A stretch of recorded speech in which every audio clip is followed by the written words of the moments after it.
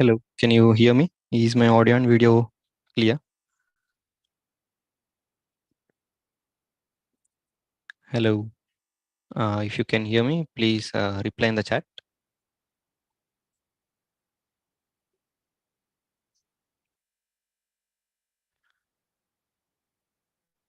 Hmm.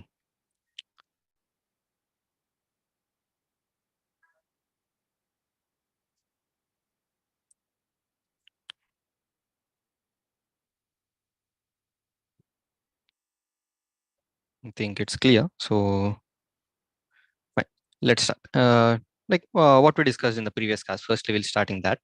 So, if you see in the previous class, Gopi sir discussed about preparations of alcohols, right? That too mainly about aliphatic alcohols. So, how did we do that actually? Firstly, we did it with using alkenes, right? By using alkenes. Now, how did you prepare by using alkenes? What was the first method? That is simple method, that is nothing but acid hydrolysis, where you used acid hydrolysis to convert alkenes into alcohols. If you take any alkene of this type, let's say, no, the acid hydrolysis under acid hydrolysis will get a alcohol, right? In this. Now, what was one more method? We were using oxymercuration, demercuration. This was one more method, right? So where again the alkenes were converted into alcohols in this way. So what was the common point among these two in acid hydrolysis and oxymercuration and demercuration? That means they were following Markovnikov's rule. They were following Markovnikov's rule. And one more method we have seen, that is hydroboration oxidation method, where it was following anti-Markovnikov's rule, where there also we got the alcohol, but the alcohol was different from the other two mechanisms. Here it was anti-Markovnikov's rule, and in case of acid hydrolysis and oxymercuration and demercuration, it is Markovnikov's rule. These were the two methods, for like three methods we have seen in case of preparation of alcohols from alkenes. Next, we have seen from by reduction.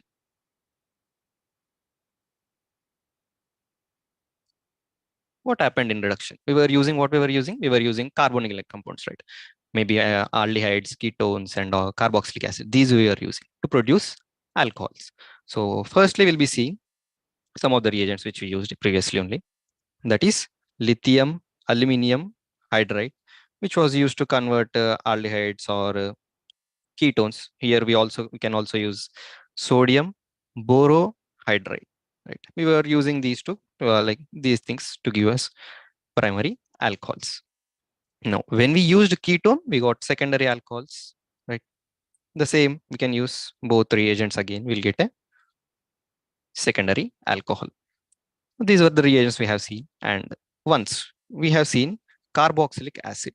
So here we cannot use sodium borohydride. We'll be using lithium aluminum hydride as well as, or we can use a metal catalyst H2 in presence of palladium or platinum or nickel catalyst. We can use these kind of catalysts to convert the carboxylic acid into alcohol. Okay, this was one more. Oh, and the main thing here is whenever a double bond is present, we will be using only hydrogen in presence of a catalyst like palladium or platinum or nickel metal catalyst will be using to convert all the alkenes, the alkene present in that, as well as the carboxylic acid into a alcohol group. Okay. Now, the one more point you need to remember here is whenever, let's say, a double bond is present on benzene in this way, whenever a double bond is present in this way only, we can use sodium borohydride as well as lithium aluminum hydride. Only in this case, whenever a double bond is present, only in this case, whenever a double bond is present on the phenyl group, then only sodium borohydride or lithium aluminum hydride can be used to convert the double bond or reduce the double bond. Okay, to reduce the double bond. Just a quick point here. nothing more. Okay. Other cases, double bond will not be reduced by in case of sodium borohydride or lithium aluminum hydride. Only when the double bond is present on phenyl group, then only it can be reduced. Okay. No, the continuation, there is some more preparation methods of alcohols from Grignard reagent. Now, if we see here, preparation of alcohols from Grignard reagent, that is nothing but RMGX. How do you prepare Grignard reagent, Shirley, right? Welcome, JNV Varangal. No, if you continue from here, just a recall is done, nothing more. No. How do you produce a Grignard reagent? That is, we'll treat alkyl halides with metal Mg, magnesium, to give us RMgX. Initially, what happened? It was having partial positive charge and partial negative charge on the halide ion. Whenever we treat it with metal, the alkyl group will be getting partial negative charge and metal ion will be getting partial positive charge. This is one of the major thing you need to see. This is how we produce alkyl or carbanion from using Grignard reagent here. Now, if you see here, that is nothing but the R group will be getting partial negative charge and metal will be having partial positive charge. This is the main thing you need to remember. How we produce a Grignard reagent by treating alkyl halide with magnesium. We'll get RMgX, and in this way we'll be using the alkyl carb anion. This is nothing but nucleophile. This acts as a nucleophile. Okay. Now let's see few reactions.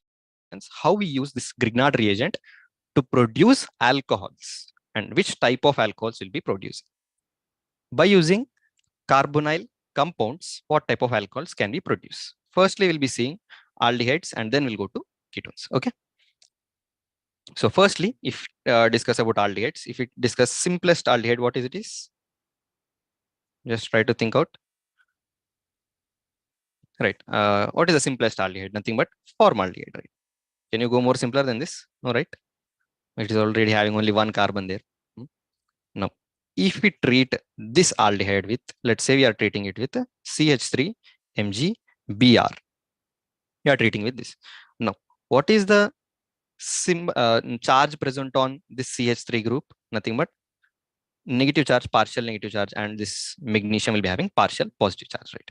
So now if we see in the aldehyde group also, in formaldehyde, the oxygen will be having partial negative charge and carbon will be having partial positive charge, right? So what happens? This carbanion from the Grignard reagent will be attacking on the carbonyl carbon, which is having positive charge.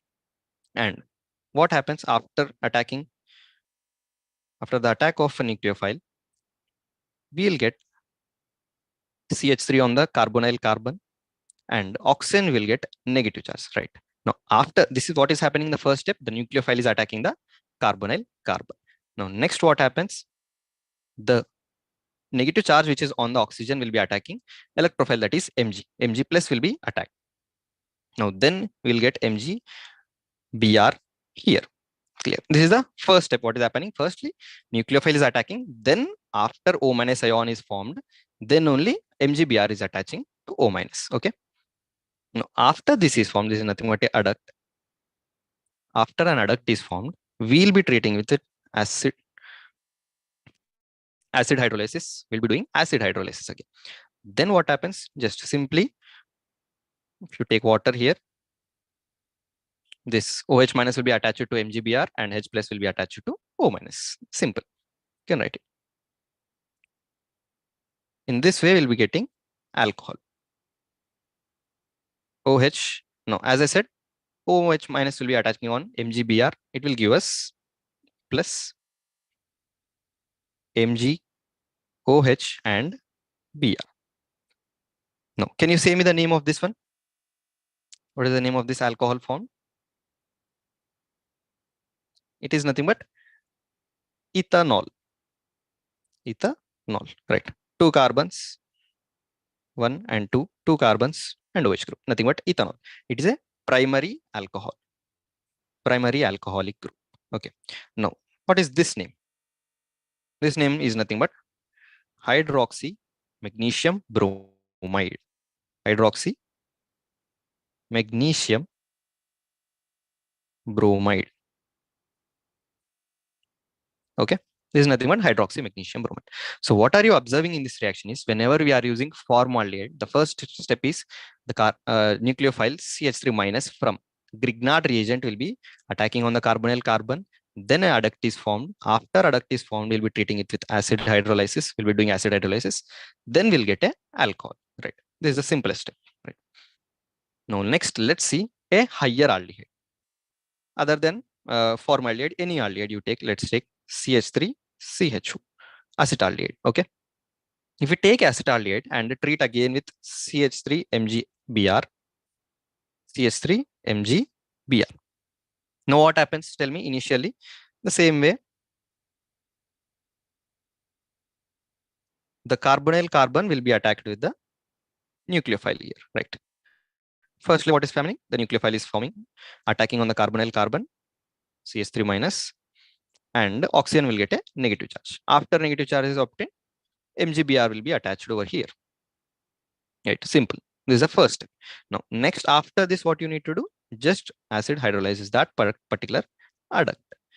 Just add H2O minus and OH to MgBr. OH minus to MgBr. Now, CH3, C, CH3, bond H, bond OH. The byproduct is same always, that is MgOH and Br. Hydroxy magnesium bromide. If it's chlorine, hydroxy magnesium chloride. That's it. Whatever halide is there, try to keep that. Now, if you see here, what type of halide is formed in this, what type of alcohol is formed in this case? That is nothing but secondary alcohol. How do you say it is secondary alcohol? Because two carbons are attached to the carbon which is directly attached to OH, right? This is nothing but secondary alcohol. Now, whenever you are using different aldehydes other than formaldehyde, you will be getting secondary alcohols. What is this name? Nothing but propane, propane 2-ol. Okay, nothing but propane 2-ol. Now, we have seen how to provide primary alcohol, produce primary alcohol, how to produce secondary alcohol.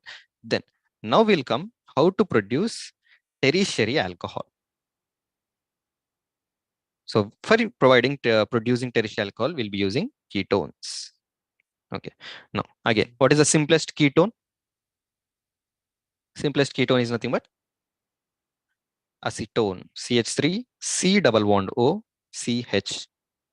Okay. Now, if we treat this again with the simple Grignard reagent, will take that is CH3 MgBr again. Now, what is the nucleophile here? Nothing but CH3 minus and Mg will get a positive side.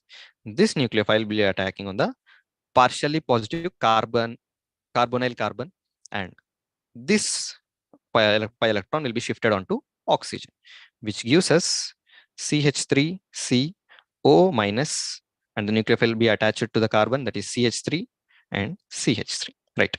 After this is happening, MgBr will be attached to the O minus ion. Right. Now, in this way, we got the adduct again. What we need to do, the next step is acid hydrolysis. Now, when we do acid hydrolysis, what I should do? Just add H plus 2O minus and OH minus to MgBr. H plus 2 O minus and OH minus to MgBr. That's it. Break the bond and attach it that way. Now that gives us what is the product we'll be getting here. Is it a secondary alcohol? No, it is a tertiary alcohol, right? The carbon is attached to 3 carbon groups. That is what tertiary alcohol. In this way, we'll be getting tertiary alcohols from ketones, secondary alcohols from all the aldehydes except formaldehyde. If you are using formaldehyde, we'll be getting primary alcohol. Right. Now, what is the other product here? Nothing but MgOH and Br, hydroxy magnesium bromide. Now, what is the IUPAC name of this one? 1, 2, and 3. If you number it in this way, nothing but 2-methyl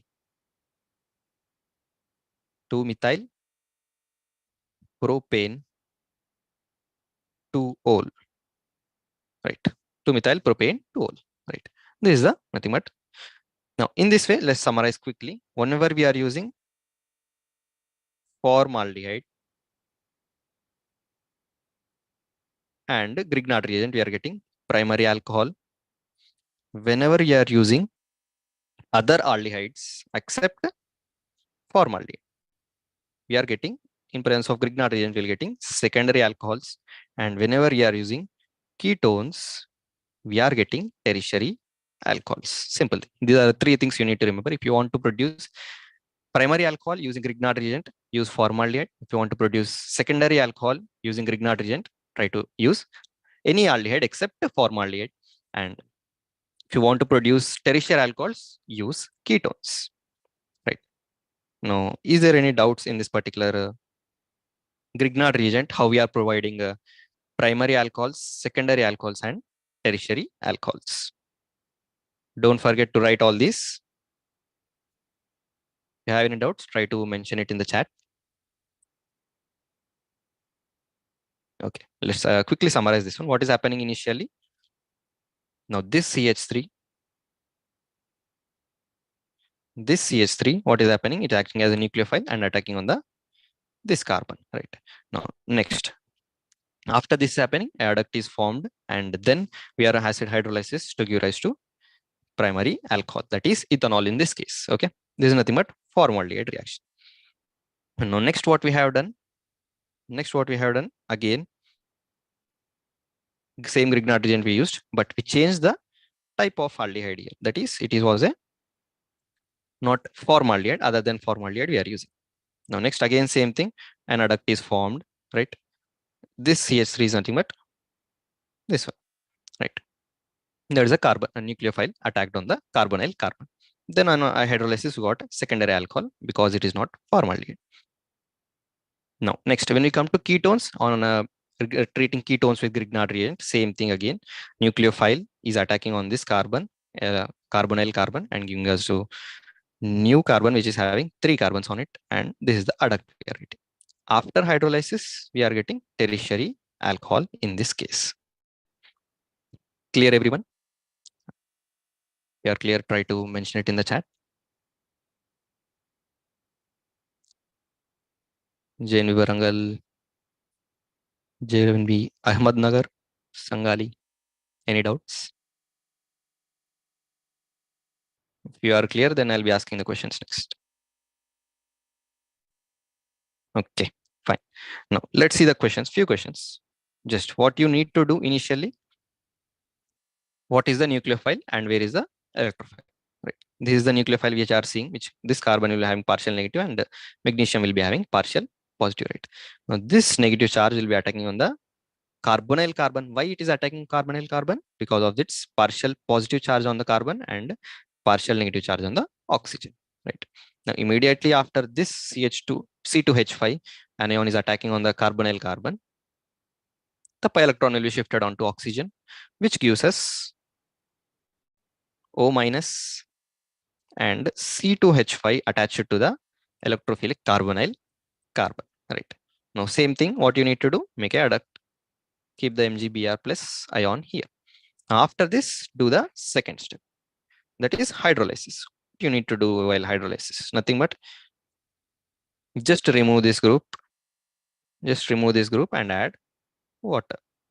H, C, H, C2H5 and OH, right? This is the product. Clear with this, everyone?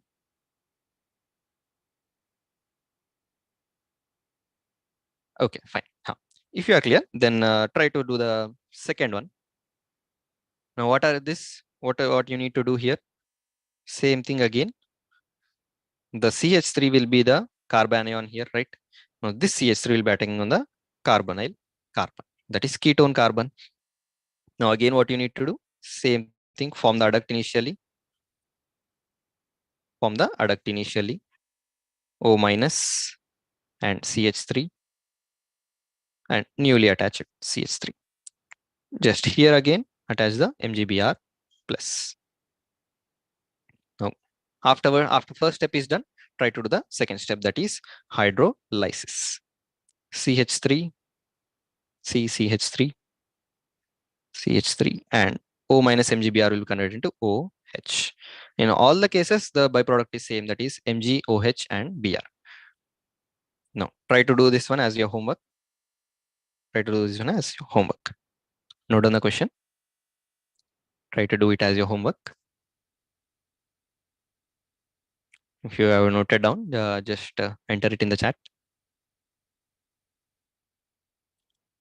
Jane Vivarta. Did you note down? Class, if you have noted down it in the chat,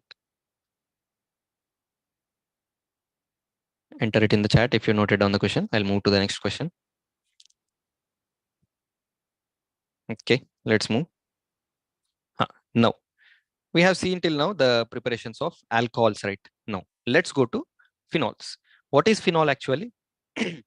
Phenol is nothing but an aryl alcohol where you'll be seeing a benzene ring and a OH group on it. That's it. This is nothing but phenol. No. This is one of the good process where we provide produce phenols from using alkyl halides by using aryl halides. Okay. Now this is the aryl halide using nothing but chlorobenzene, right? You know, like chlorobenzene. So if you see the first step, what is happening? We are treating chlorobenzene with a base, NaOH base, right? Now what happens if we treat with a base? Nothing but here what will happen? Nucleophilic substitution will happen. So is it easy to have nucleophilic substitution is easy to happen in the case of aryl halides if you have gone through alkyl and aryl halides in the previous chapter properly? Is it easy? No, right? It is not that easy to undergo nucleophilic substitutions in this case. Why? The main reason was what? Because of the mesomeric effect by chlorine, it gives rise to a partial double bond here, because of which we need to provide more energy to break this bond, or it resists the nucleophilic substitution and it doesn't happen that easily. So that is the main reason why we are using this drastic conditions where we are using 623 Kelvin and 300 atmospheres pressure, right? Very high, right? Very drastic conditions. That is the main reason as the aryl halides doesn't undergo nucleophilic substitution easily. We'll be doing this so that the reaction may happen fast. Okay. No. What we need to do now is some same thing. Nucleophilic attack will happen, and Cl will be substituted with OH. Right. Cl will be substituted with OH. No, the answer should be phenol directly, right? Why sodium phenoxide? So as we are using this in case of a strong base in AOH, what will happen immediately after this phenol is formed? It will be converted into sodium phenoxide ion, as alcohol will be having acidic nature. As phenol is an acidic nature, has an acidic nature, because of that only we'll be getting sodium phenoxide initially, and then immediately we'll be treating it with an acid, so that we'll be getting phenol. Clear, everyone? First, what happens? We are treating aryl halide with the NaOH. So that substitution reaction will happen in drastic conditions, that is 623 Kelvin and 300 atmospheres pressure. And after that, phenol will be formed, but immediately it will be converted into sodium phenoxide. And after treating this sodium phenoxide with acid, we'll be getting phenol at last. Okay. No, this is a small sentence if you want to note down, because they'll be asking your in your CBC, right? CBSE. Chlorobenzene is fused with the NaOH at 623 Kelvin and 300 atmospheres. This is main. You can write 320 atmosphere also, no particular problem. 300 atmosphere pressure, and then phenol is obtained by acidification of sodium phenoxide ion produced, right? Whatever sodium phenoxide we get, on acidification of that particular ion, sodium phenoxide will be getting phenol. Are you clear with this, students? If you are clear, try to mention it in the chat. What was the main concept here? That is, as the aryl halides doesn't undergo nucleophilic substitution easily because of its mesomeric nature and partial double bond character. That is the main reason why we are using drastic conditions here. Now, after, as we used base, we are getting sodium phenoxide ion, and to neutralize that, we'll be using acid, so that we'll get phenol as the end product. Now, let's go to the next one, that is phenols from diazonium salts. Right? What are diazonium salts? What does this mean actually? Diazonium means nothing but N2, right? Two nitrogens are there. Azo means nothing but nitrogen. Diazo means nothing but two nitrogen, right? Now, whenever this is in the form of salts, N2 plus and some anion A minus, that is nothing but diazonium salts. Clear? Now, how we can produce phenols by using this diazonium salts? That is the main thing here. Now, if you remember Sandmeyer's reaction, where we have seen this kind of reaction, that is where we used nitrous acid, right? The same way we are using nitrous acid here, where aniline. So what we'll be using here? Primary amines. In case of aliphatic, we'll say that. Or here we are using aniline to produce phenol. Aniline only will be used to produce phenols. If you want any others, you can use as primary amine, not secondary amines and tertiary amines. Clear? Now, tell me in this how many primary amines are there? CH3, NH2, and you have CH2, CH3, NH2. In this, how many are primary amines? That's the question.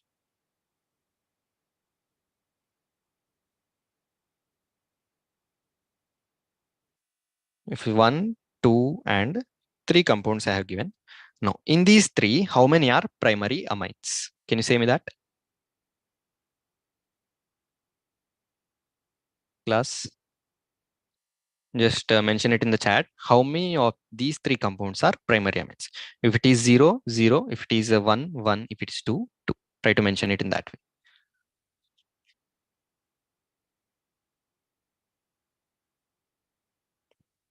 I'm giving you 1 minute. Try to think about it.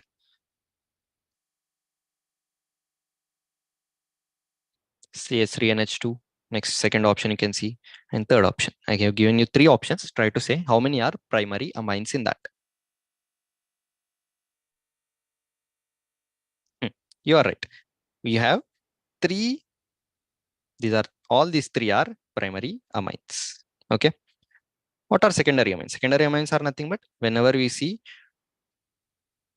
two alkyl groups on nitrogen, that is secondary amine. Whenever we see three alkyl groups on nitrogen, that is nothing but tertiary, 3-degree amine. Okay, it's nothing but 3-degree amine, and this is a secondary amine, and this is a primary amine. Clear, everyone? Don't forget. Don't confuse it with alcohols. Okay, alcohols is said primary, secondary differently, and amines are said differently. How we distinguish primary, secondary, and tertiary? Okay. Now, if we see here properly, when aniline is treated with NaNO2 and HCl, nothing but this gives us nitrous acid HNO2. Right. Now this reacts with the lone pair on amine and gives us diazonium salts, which you already discussed, right? How these are produced. And this produced diazonium salt is not stable. This is unstable, right? So what we do here, as it is unstable, this cannot be produced easily, right? So that is the reason we'll be using low temperature, that is 0 to 5 degrees centigrade. Low temperature. We're being such low temperature so that this diazonium salt which is produced is stable. You know, after we got the product, that is diazonium salt. Diazonium, if we call this benzene diazonium N2 plus, and the salt is nothing but chloride salt. Diazonium chloride. If it is bromine, bromide. If it is iodine, iodide. In that. Now here it is benzene diazonium chloride. After we got this, we'll be treating it with warm water. Immediately what happens? This N2 will be lost as nitrogen gas and Cl will be lost as HCl. And OH will be attacking on the cation formed. That will be this bond will be broken and OH will be attacking on the carbocation formed there. In that way, we'll be getting phenol. The only thing you need to remember, if you want to remember it easily without any mechanism at all, just alkyl group and let's say NH2 is there in this way. Okay. Now add nitrous acid. HONO. The simple clue how to write this easily. Just to break a bond in this way. Now this is nothing but N2. This is nothing but H2O. And this is nothing but ROH. Clear? Just take the primary amine and add nitrous acid, HONO. That's it, done. We'll end up with the product directly. Everywhere, what is the byproduct released here?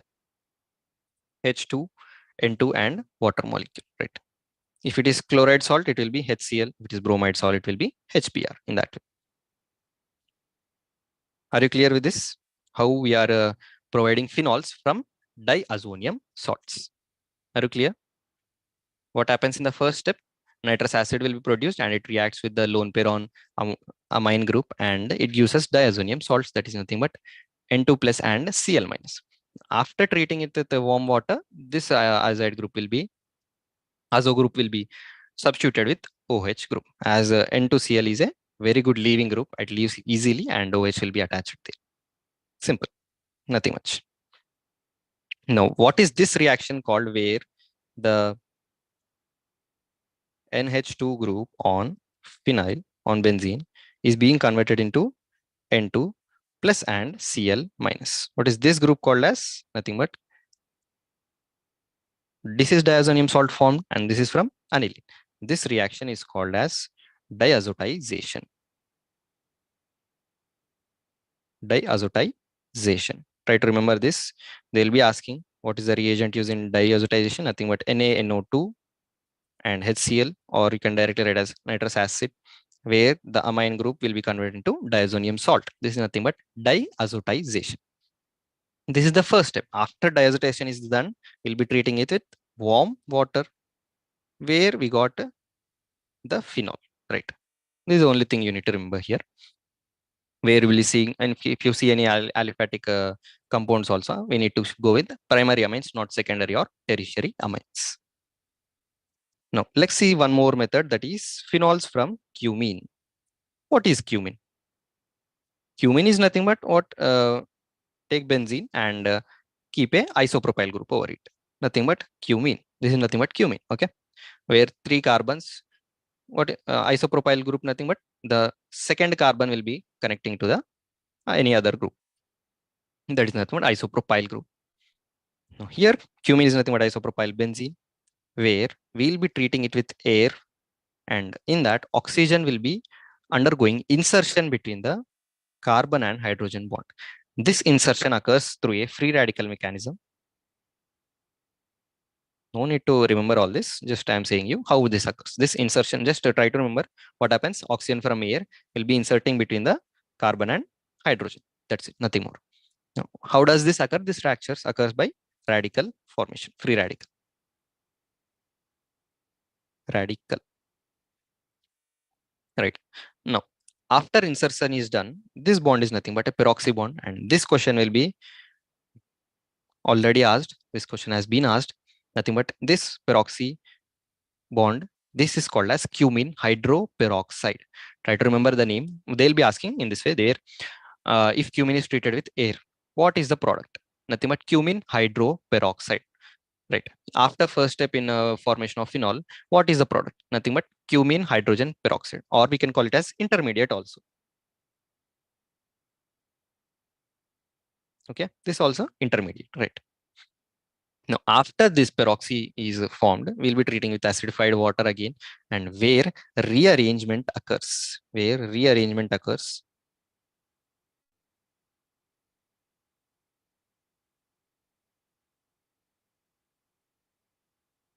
Sorry, 1 second.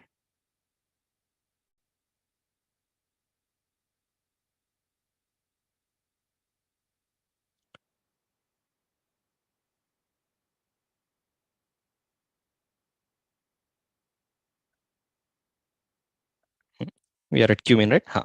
Where after this peroxy bond is formed, that is cumene hydrogen peroxide, the intermediate after first step, right? This where what happens after here? Rearrangement will happen.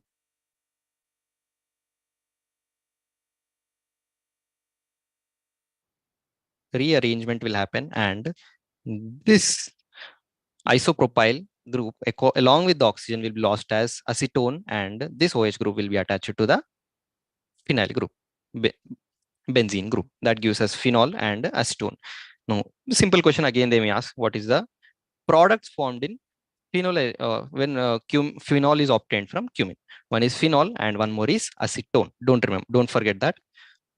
One question is what is the intermediate, or after oxidation or after treating cumene with air, what is the product? In that way, that is nothing but cumene hydroperoxide.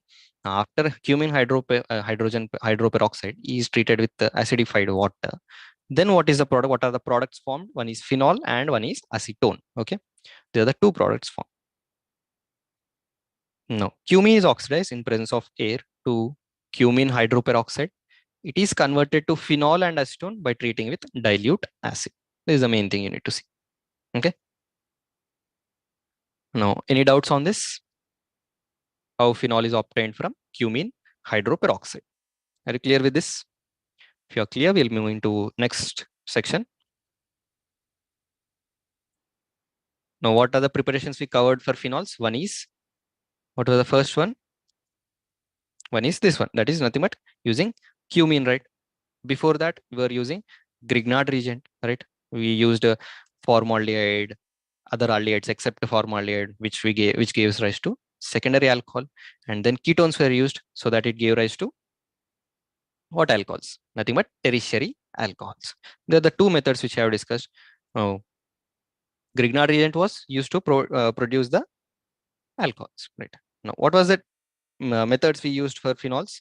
One is diazotization, one is cumene, and one more was using base. What was that? Using base like NaOH, right? These are the three methods which I have seen to prepare phenols. Are you clear with these three methods of preparations of phenols?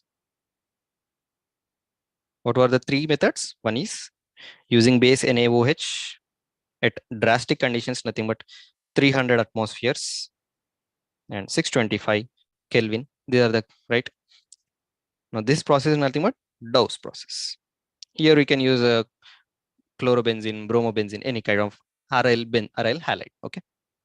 Now after that we have seen using diazonium salt NaNO2 and HCl. This was the first thing. And after diazonium salt is formed, we are treating it with water, N2 plus and Cl minus. Diazonium salt was treated with acidified water, and we got phenol again. This was the one of the process where we used diazonium salt. Now, next we seen with cumene.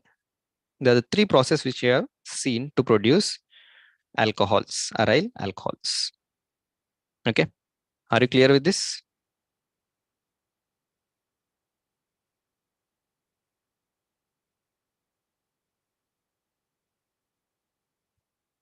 Now, these are the three steps we have seen, three types of reactions we have seen to provide aryl alcohols. If you are clear, we'll move into next section, that is physical properties of alcohols. What are the physical properties of alcohols? How they are different from other organic groups here? Now, the main thing we'll be seeing here because of this OH group itself, right? See, here what are you seeing? The common thing in aryl halides and alkyl halides is nothing but OH group, right? That is why we call them as alcohols. Here, this is nothing but aryl group, and this is nothing but alkyl group, aliphatic alkyl groups, right? So the main properties we'll be seeing is due to this OH group itself. This will be showing the major properties responsible for properties. This OH group is responsible for these properties.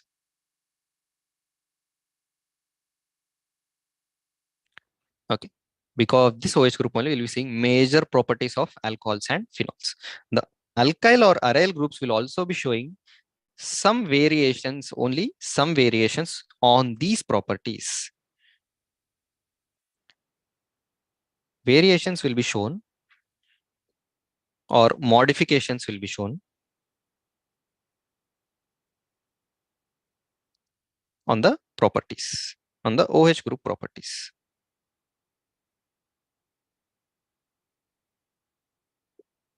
The only thing you need to see is because of OH group only, all the properties will be shown, and the alkyl or aryl group presence beside the OH group will be showing modifications, like they may enhance the property or decrease the property. That may happen. We'll be seeing that how it may enhance, how it may decrease, right?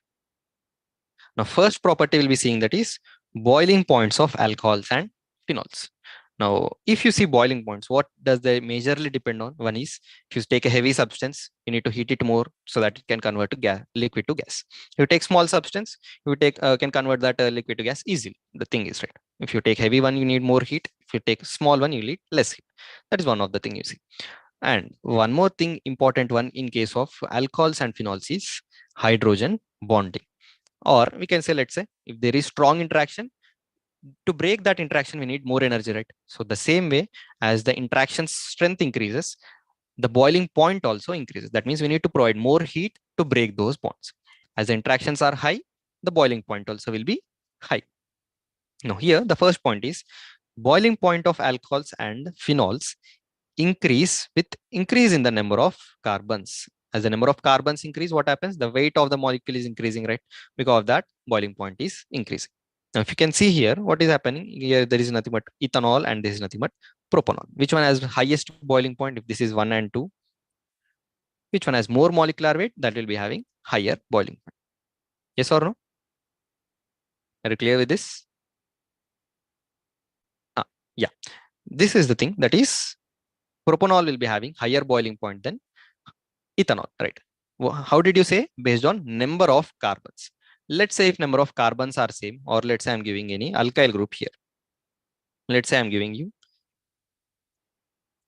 CH3, CH2, CH2 halide. In this case, what will happen? If you compare these two, what will be the boiling? Which one will have more boiling point? I said right. Whenever you come to this, which one has more strong interactions? That is the main point here. Which one will be having strong interactions? That is the point here. Now, if you see, in case of alkyl halides, hydrogen bonding is not possible. But in case of alcohols, hydrogen bonding is possible. That means alkyl halides will be having only van der Waal interactions, only van der Waal interactions, van der Waals interactions, but alcohols will be having more stronger hydrogen bonding interactions. If you compare in alkyl halides, the interactions are weak, but in alcohols, the interactions are very strong, comparatively high. Because this alcohols will be having more boiling point when compared with alkyl halides. Okay, this is one of the point. Now next, let's see one more thing, how the boiling point is changing in alcohols itself again. Now if you see here, I gave you these many groups, right? This is the first group, let's say, second group and third group. Now if you see these three groups, which one will be having higher boiling point? What you need to see in these kind of structures is, as they have same number of carbons in all the cases, right? They have same number of carbons, 1, 2, 3, 4. Here also 1, 2, 3 and 4, and 1, 2, 3 and 4. The number of carbons is same. That means the weight is same in all the cases, and all have hydrogen bonding. Then what you need to compare? Then what you need to compare is which one has more surface area. The more the surface area, more the interactions. That means more the van der Waal interactions. So that means if the interactions is more, the boiling point also will be more, right? In that case, if you see, as the branching is more in third, that will be having least boiling point, and then as the branching is decreasing to 2 and then to 1. Now in this way, the boiling point is decreasing from 1 to 2 and 2 to 3. Okay. Now, how to do in this, if you want to compare, first, which one you need to compare? First, you see, if you want to see boiling point, first see the intermolecular forces. Intermolecular forces. Okay. If intermolecular forces are different, that is nothing but if one has van der Waal interactions, if one has hydrogen bonding, directly go to hydrogen bonding. Okay. Now, if the intermolecular forces are same, that is both have hydrogen bonding, then what you need to compare? Then go to molecular weight. Okay. If molecular weight of the compound is also same, then what you need to compare? Then go to surface area. Then go to surface area. Now, what is happening as surface area is changing? The van der Waal interactions are same, changing, right? So nothing but if branching is increasing, van der Waal interactions are decreasing, as boiling point also decreases. Nothing but inversely proportional to branching.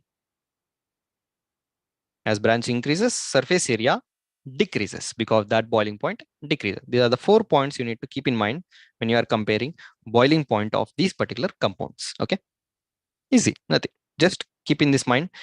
If you got a van der Waal interactions as well as hydrogen bonding way stronger, right? You need to provide more energy. That means higher boiling point. Simple. If the weight is more, you need to provide more heat. Again, higher boiling point. And then the surface area is increasing, van der Waal interactions are increasing, right? So because this more van der Waal interactions, you need to provide more heat, right? The other things you need to know. The small Nothing but you can see alcohols have a higher boiling point than haloalkanes. Why? Because of the hydrogen bonding rate. Comparable molecular masses because alcohols form intermolecular hydrogen bonding. Now, as the number of carbon atoms increase, boiling point increases. Why? The boiling point Why the boiling point increases? Because of the higher molecular weight. The boiling point decreases with increase of branching. Why? Because of less surface area. That means a reduction in case of van der Waals forces. As the van der Waals forces decrease, the boiling point decreases. No. Are you clear with the boiling point? Class, if you're clear, try to mention it in the chat. Are you clear with the boiling point?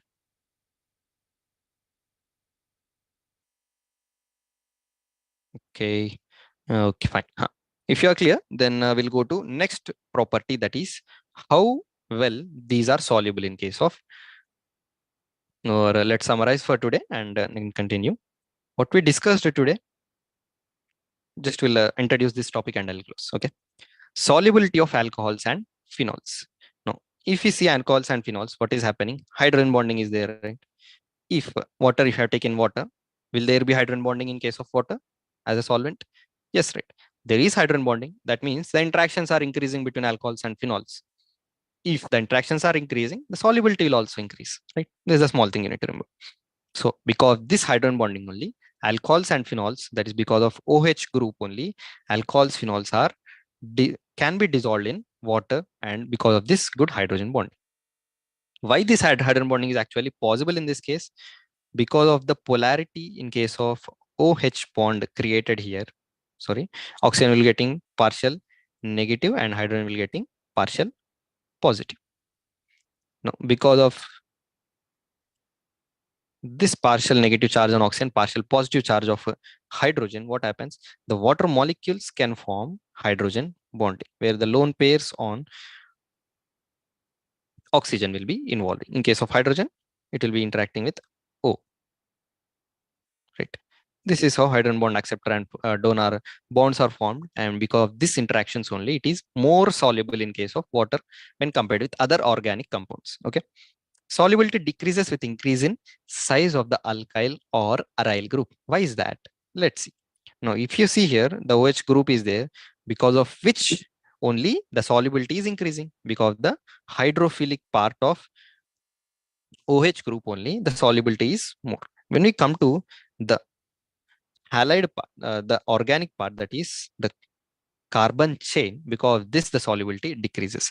As the number of carbons increases in the chain, or the number of carbons increasing in case of branches also, as this number of carbons is increasing, that means hydrophobic part is increasing, the dissolution power in the water will be decreasing, as there will be no interactions between organic compound and water molecules. That is, no good interactions between organic compound and water molecule.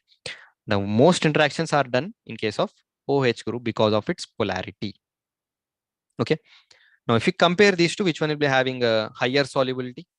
If you take this one as first component and this as our second component, tell me which one will have more solubility, one or two? Answer in the chat. Try to answer in the chat. Which one has more solubility? This one has how many carbons? One and two carbons. This one has how many carbons? One, two, three, four, five, and six carbons. What is happening? The carbon number is increasing. If the carbon number is increasing, will the solubility increase? No, right? What happens? Hydrophobic part is increasing. That means which cannot dissolve in water is increasing.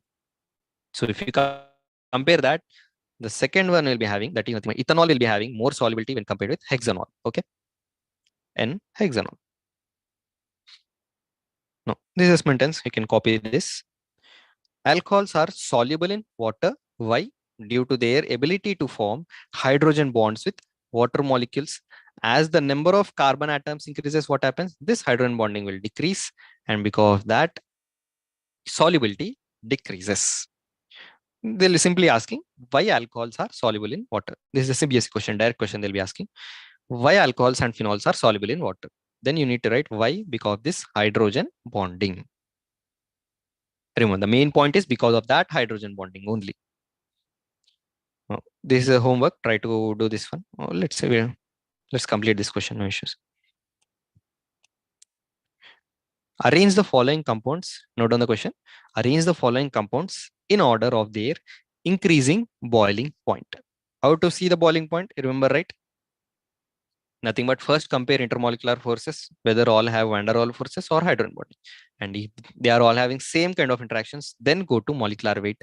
If all have same molecular weight, then go to uh, branching. If the branching is more, less boiling point. Or you can directly compare surface area. Anything is fine.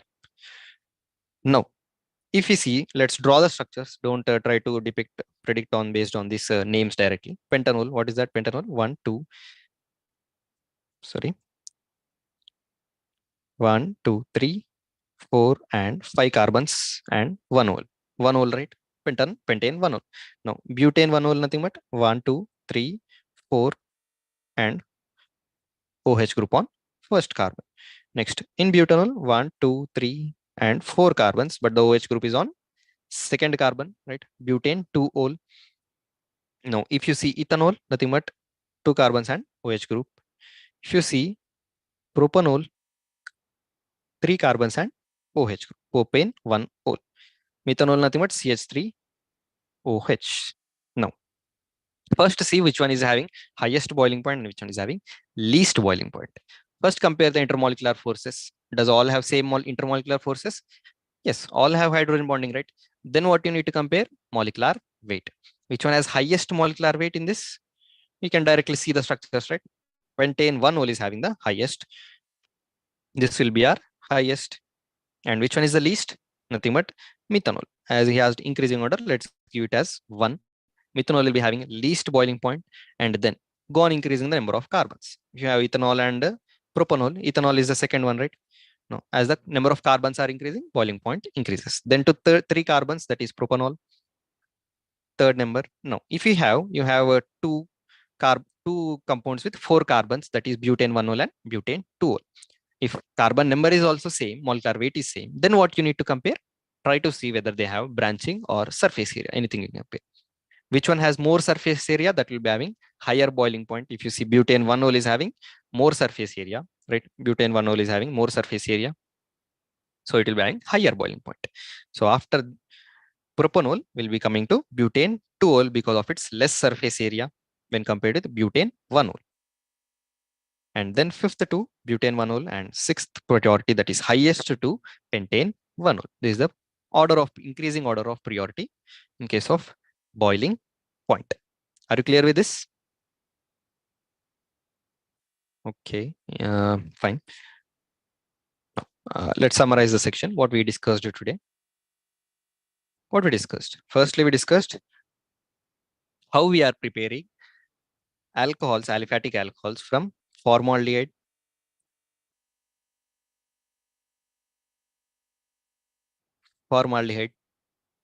by using Grignard reagent RMGX, which gives rise to primary alcohol. And then we used another aldehyde except formaldehyde. Except formaldehyde, we'll be using other aldehydes. In case of same again, Grignard reagent, which gave rise to alcohol, secondary alcohols. After that, we have seen with ketones, right? Same RMGX again. It gave rise to tertiary alcohols. There are 3 methods we have seen to provide different types of alcohols using different types of starting materials. Okay. Now, then we came to preparation of phenols. First was Dow's process, right? What was the reagents used here? NaOH, basic base was used, and then after completing this, we got a sodium phenoxide ion, and then we did a acid hydrolysis, or we treated it acid like HCl, right? Here we used drastic temperatures, right? High temperature and pressure. Don't forget that. Now, after Dow's process, we used diazonium salts.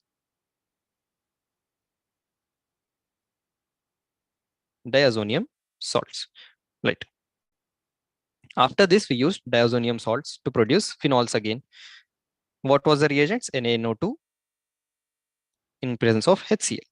And after we are getting the diazonium salt, we treated it with acid water, acid hydrolyzed or dilute acid. Right. Now, after diazonium salts, we have seen another method, What was that? Using cumene, where cumene was treated with oxygen first, and then it was again hydrolyzed. The other things we have seen, right? And then we have seen how to predict the boiling point of alcohols. Why boiling point of alcohols and phenols is high? Because of its hydrogen bonding. And afterwards, we have seen solubility. As the carbon chain increases, solubility decreases. Okay. So I hope the section was clear for you. That's it for today. See you in the next class. If you have any doubts, you can try to ask it now, and others can leave.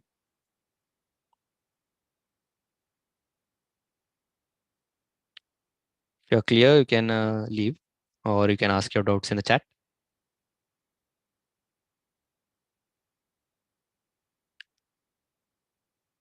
I'll wait for 2 minutes so that you can type it.